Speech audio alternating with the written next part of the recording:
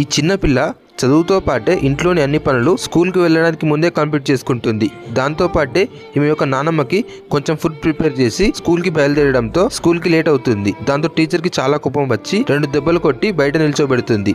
Next period కి teacher class లో అందరి పిల్లలకు కొన్ని క్వశ్చన్స్ ఇచ్చి సాల్వ్ చేయమంటుంది. అప్పుడు అందరికంటే ముందు ఈ చిన్న పిల్లే సాల్వ్ చేస్తుంది. తర్వాత లంచ్ బ్రేక్ లో అందరు పిల్లలు లంచ్ చేస్తుంటారు. కానీ ఈ పిల్ల తొందరలో ఎలాంటి లంచ్ ప్రిపేర్ చేసుకోలేకపోయింది. నెక్స్ట్ డే కూడా ఈమె మళ్ళీ అలానే లేట్ గా వస్తుంది. కానీ ఈసారి టీచర్ ఆమె రోజు అలా లేట్ రావడానికి గల కారణం తెలుసుకోవాలనుకుంటుంది. అదే రోజు స్కూల్ అయిపోయాక టీచర్ ఈ పిల్ల వెంట ఫాలో అయ్యి ఆమె ఇంటికి చేరుకొని డోర్ కొడుతుంది. అప్పుడు ఆమె నాయనమ్మ డోర్ ఓపెన్ చేస్తుంది. దాంతో టీచర్ ఈ పిల్ల రోజు స్కూల్ కి లేట్ రావడానికి గల రీజన్ అడుగుతుంది.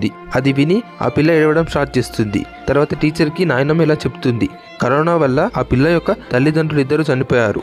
దాంతో ఇంట్లో పనులన్నీ ఈమె చేసుకుని స్కూల్ కి బయలుదేరుతుంది. అందువల్లే స్కూల్ కి లేట్ అవుతుంది అంట. ఈ నిజం తెలుసుకున్న టీచర్ కూడా ఏడుస్తుంది.